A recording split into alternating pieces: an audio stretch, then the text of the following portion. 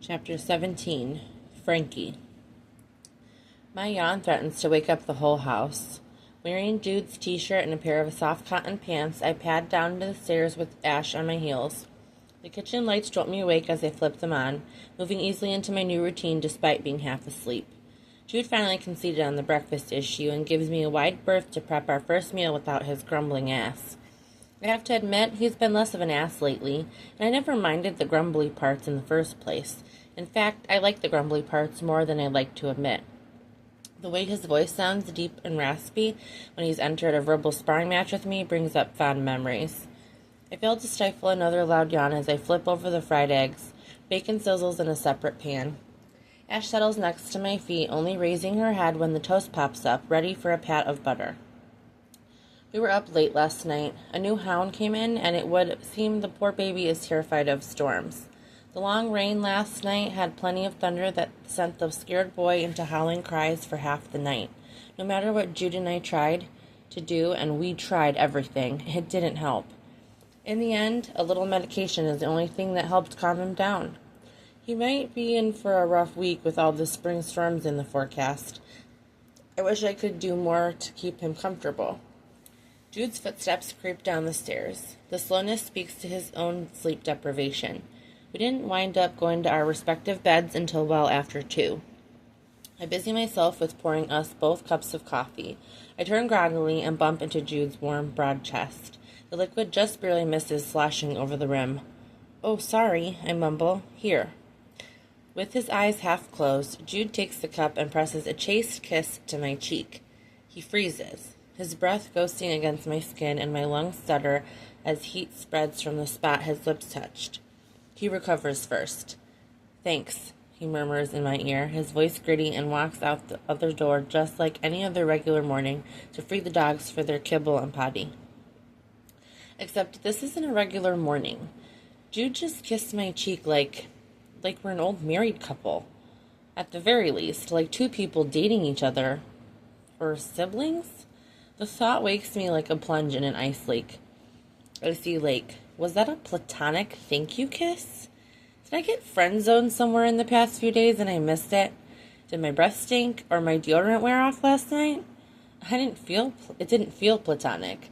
The kiss felt automatic, by rote, as if finding me in his kitchen in my pajamas is a welcome sight first thing in the morning.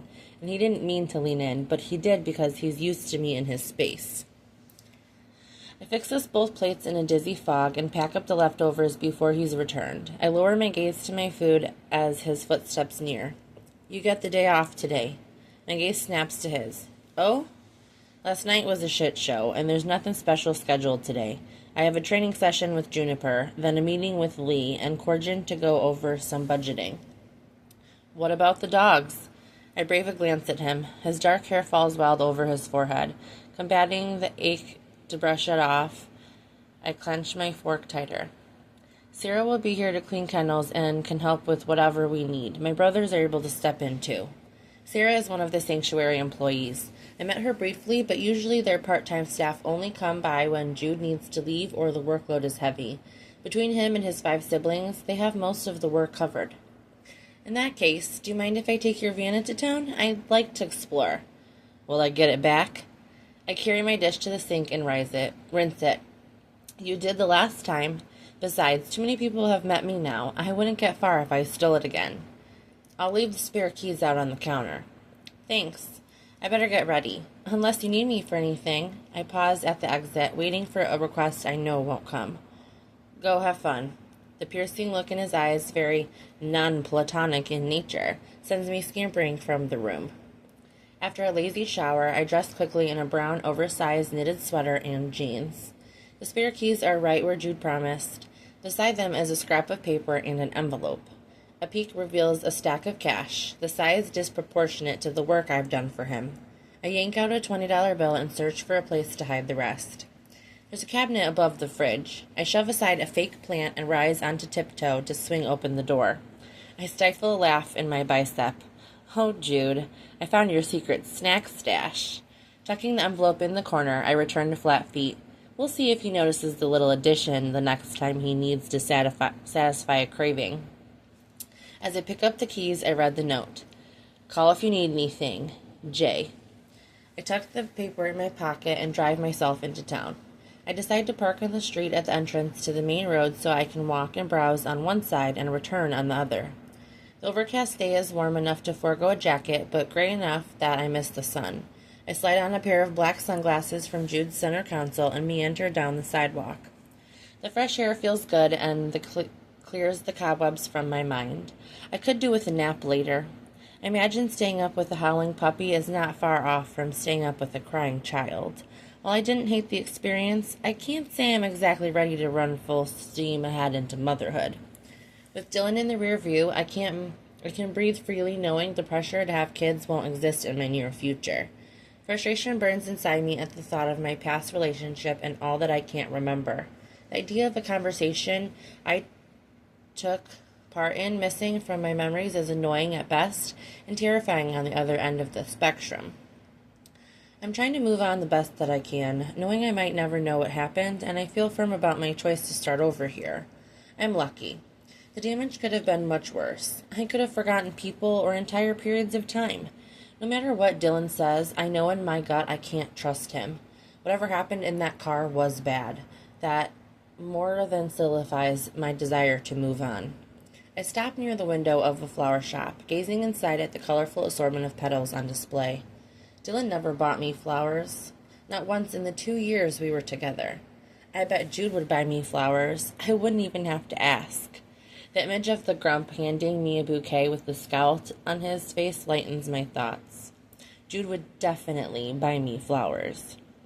With a smile still tilting my lips, I move down to the next business. The corner houses the town library, but it doesn't open for another hour. I timed my little jaunt downtown too early, but it doesn't matter. I can browse the library anytime. This is about getting to know the little town I plan to call home without being solely dependent on Jude. A cute diner sits across the street. Planters filled with vibrant flowers frame the door. I slow my pace and peer inside at the customers enjoying an early breakfast. This seems to be one of the few places open at this early hour, and despite just having my own meal, I contemplate treating myself to a pastry behind the glass counter. If only my stomach had a little more room. I pulled myself away with a reluctant sigh and accidentally crashed into someone trying to enter the restaurant. I'm sorry. Frankie? Jude's mom catches me by the elbows and holds me at arm's length. I thought that was you. Hi, Miss Powell. I'm sorry. I wasn't looking where I was going. Through my embarrassment, I manage a genuine smile. Stop that. Call me Nancy. How are you doing, dear? A critical eye scans me from head to toe, one perfected after years of studying her 6 children.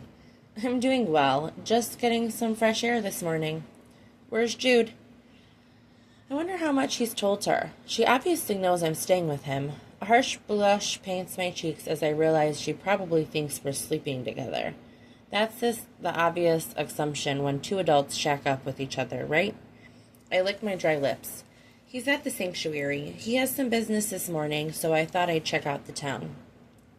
Then you have to join me for breakfast. I was just about to grab something to eat. She links her arms with mine. Oh, I'd love to, but I've already eaten. She smiles brightly and toes me toward the door. Coffee, then. My treat. Great. She probably knows I don't have much freaking money. I'm instantly touched by her generosity and quest for companionship. When was the last time I sat down with my own mother for a meal, let alone simply a coffee? Injecting gratitude into my voice, I thank her. We seat outside on the patio. We seat ourselves on the patio at a small 2-top. How's your arm healing? Nancy asks after we place our orders. It feels good. I have an appointment in 2 weeks to see about taking the cast off. Do you need a ride? I fidget with the hem of my sweater. I'm sure I can take Jude's van. Not that we've discussed my future needs much, but after this morning, I don't think he'll protest, unless he needs it. Her white hair swishes around her chin with an assertive nod. Feel free to call me if plans change. I'm happy to help. I appreciate that. I'm not used to having so many people around. It's a little overwhelming, I blurt. I fight the desire to curl in on myself and straighten my shoulders instead. Something about this woman's presence encourages me to let go of the little insecurities I've developed over the years. The self-reliance, do it myself, and sarcasm are all products of my upbringing, a survival mode I was forced to become accustomed to. Nancy laughs warmly.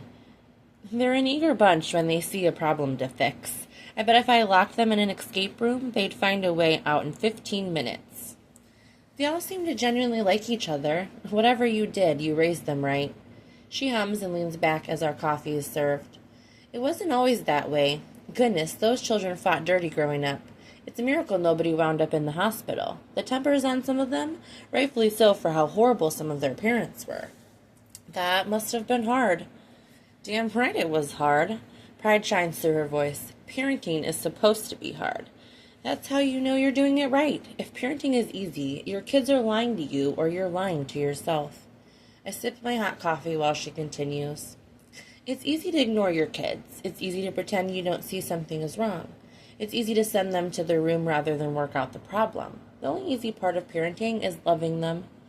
I think the proof is in the adults you've raised. I'd like to think so. She raised her cup to her lips. Jude's special. My throat convulses on a swallow. He is. He can be intense and withdrawn. I'm sure you know that. The porcelain handle of my mug is smooth beneath my fingers. He isn't exactly secretive about it. I don't presume to know what your relationship entails, but I do know my son. If you find yourself needing a little space, well, like you said, there are lots of us around who would be happy to help. It's okay to take care of your needs, too.